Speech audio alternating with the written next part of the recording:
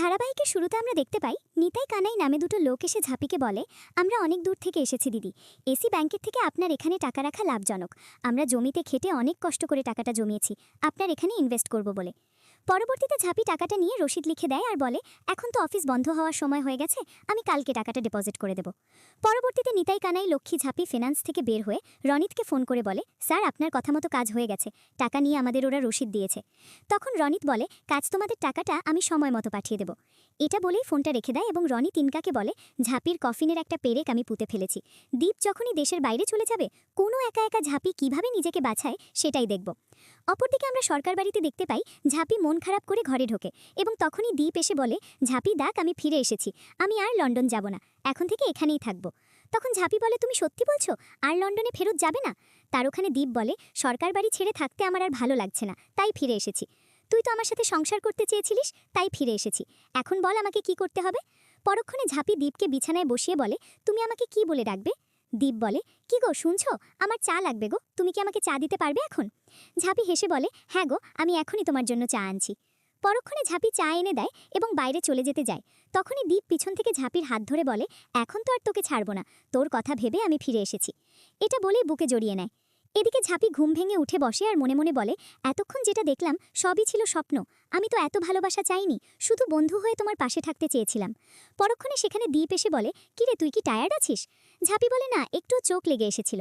পরের সিনে দীপ ঘরটাকে সুন্দর করে সাজিয়ে রাখে আর বলে, তুই তো এই ঘরে থাকতে চেয়েছিলিস, তাই নিজের হাতে আমি তোর জন্য ঘরটা সাজিয়েছি, এখন থেকে এই ঘরটা তোর। ঝাঁপি ঘরটা চারদিক দেখে বলে, আমি তো এই ঘরের অধিকার চাইনি, আমি চেয়েছিলাম তোমার স্ত্রীর অধিকার নিয়ে তোমার সাথে সংসার করার অধিকার। পরক্ষণে দীপ বলে, সেটা আর সম্ভব হওয়ার নয়, এখন আর কিছু করার নেই, যেতে আমাকে হবেই। পরবর্তীতে সকাল হতে দীপ সবার থেকে বিদায় নিয়ে চলে যায়। তখন ময়ূর মনে মনে বলে, মা ছড়ালক্ষ্মী, তুমি এ কেমন দিন দেখালে, মেয়েটা বুকে পাথর রেখে দীপকে বিদায় দিচ্ছে, তুমি প্লিজ আর ওকে কষ্ট দিও না মা। পরের সিনে দীপকে বিদায় দিয়ে ড্রয়িং রুমে এসে সবাই কান্নাকাটি করে এবং অজন্তা বলে, অনেক কষ্ট করে আমার ছেলেকে দেশে ফিরিয়ে এনেছিলাম, ভেবেছিলাম একটা ভালো মেয়ের সাথে বিয়ে দিয়ে সংসারে আটকে রাখবো মা। পাগল ছেলে আমার, এমন একটা অলক্ষ্মী মেয়ের সাথে বিয়ে হলো যে আমার ছেলেটাকে ঘর ছাড়া এমনকি দেশ ছাড়া করলো।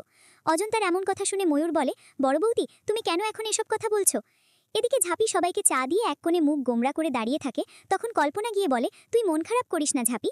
তখন ঝাঁপি মনে মনে বলে, আমি কখনোই চোখের জল ফেলবো না, যদি আমার ভালোবাসা সত্যি হয়ে থাকে, মা ছড়ালক্ষ্মীর ওপর আমার বিশ্বাস থেকে থাকে, তাহলে তুমি ঠিক একদিন আমার কাছে ফিরে আসবে। কিছুক্ষণ চুপ থাকার পর ঝাঁপি কল্পনাকে বলে, কাকিমা আমি দুপুরের জলখাবারের জন্য রান্নাঘরে যাচ্ছি। ঠিক তখনই পুলিশ অফিসার সুকুমার বাবু এসে বলে, জলখাবারটা না হয় থানায় গিয়ে করবেন ঝাঁপি সরকার। পুলিশ দেখে বাড়িতে সবাই অবাক হয়ে যায় এবং সুকুমার তার পুলিশ সদস্যকে নিতাই এবং কানাই ডাকাতকে বাড়ির ভেতরে আনতে বলে। নিতাই কানাইকে দেখে ঝাঁপি বলে, কি ব্যাপার, আপনারা এখানে কেন? তখন সুকুমার বাবু বলে, তাহলে ওনাদের চিনতে পেরেছেন, আপনাকে থানায় গিয়ে গরম ভাত খেতে দেব। পরক্ষণে ঝাঁপি বলে, কেন চিনতে পারবো না, ওনারা দুজন আমার অফিসে গিয়েছিলেন টাকা রাখতে। পরবর্তীতে সুকুমার বাবু বলে, ওনারা দুজন এই শহরের সবথেকে বড় ডাকাত, কানাই আর নিতাই, যারা কিনা দত্তবাড়ির চালের গোডাউন থেকে 5 লক্ষ টাকা ডাকাতি করেছে। আপনি এইভাবে টাকা লুট করে লক্ষ্মী ঝাঁপি ফিনান্সে টাকা খাটাচ্ছেন, এখন সেটা বুঝতে পারছি। আমিও ভাবতাম এত টাকা লুট করে কোথায় খাটায়, এখন হাতে নাতে তো প্রমাণ পেয়েই গেলাম। পুলিশের কথা শুনে ঝাঁপি বলে, আমি এসব কিছুই জানি না, ওনারা মিথ্যে বলছে নিশ্চয়ই, আমাকে ফাঁসানো হচ্ছে। আগামী পর্বে আমরা দেখতে পাবো ঝাঁপিকে থানায় নিয়ে গিয়ে লকআপে ঢুকিয়ে রাখে। তখনই রনিত উকিল নিয়ে গিয়ে বলে, আমি তোকে এখান থেকে বের করব যদি তুই দীপকে ভুলে যাস।